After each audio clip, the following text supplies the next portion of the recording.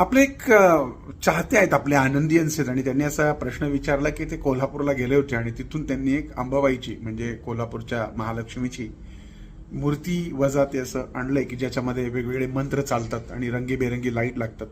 त्याच्यामध्ये काही असं सुंदरसं ते वस्तू आहे, तर ती कुठे लावावी.